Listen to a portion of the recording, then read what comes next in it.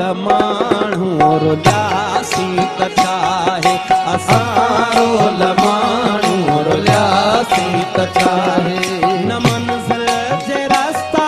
भुलियासी त चाहे न मंज़िल जे रास्ता भुलियासी त चाहे असां लमाणू रुलियासी त चाहे असां लमाणू रुलियासी त चाहे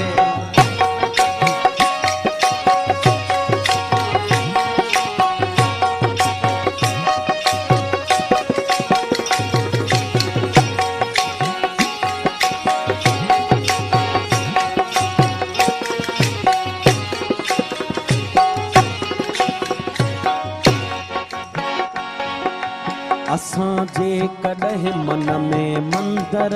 हुजऊं हा हसीनाऊं भेटा में ॿारनि हॾिया असां या त मस्जिद जा महराब थियूं हा पवन हा असां ते के सजदनि जलिया न हो इश्क में हज जो इम्कान कोई बधी ख़ाली राम निकिरी पयासी असां लाइ गंगा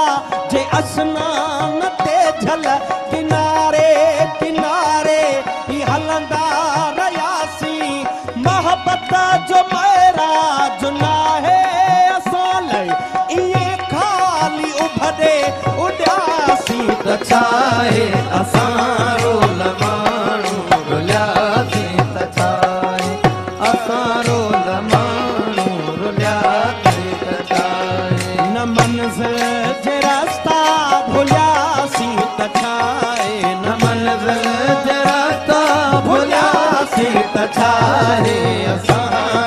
लमाणू रुलियासी त छाहे असां लमाणू रुलियासी त छाहे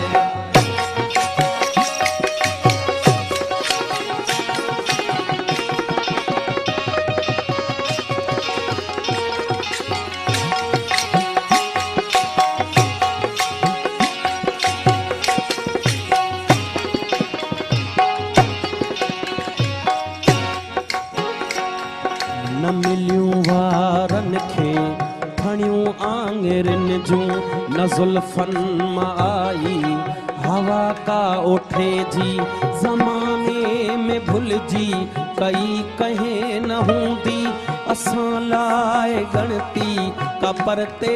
रुठे जी हसीननि जे हूंदे अकेलो गुज़ारण वॾी साबती अभागे हुजण जी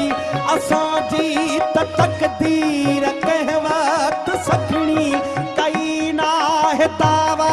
सभागे हुजण जी असां लाइ सुनसान सभु घर घिटीअ में वञी कंहिं बि दर वटि रुकियासी त छाहे असां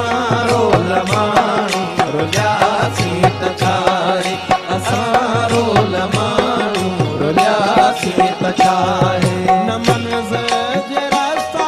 भुलियासी त छाहे न मंज़िल जे रास्ता भुलियासी त छाहे असां लमाणू रुलियासी त छाहे असां लमाणू रुलियासी त छाहे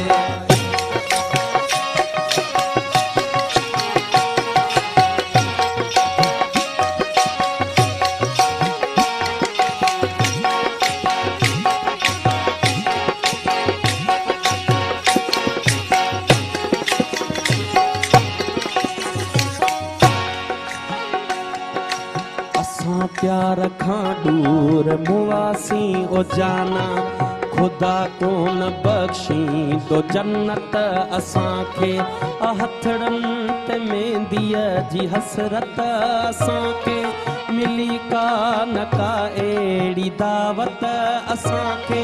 रखी दर खुलियल जे ॾिसनि राह पंहिंजी असांखे निगाहूं से हथ कोन आयूं जिथे थक बदन जा भजन समूरा खुलियल दिल ऐं बाहूं से हथ कोन आयूं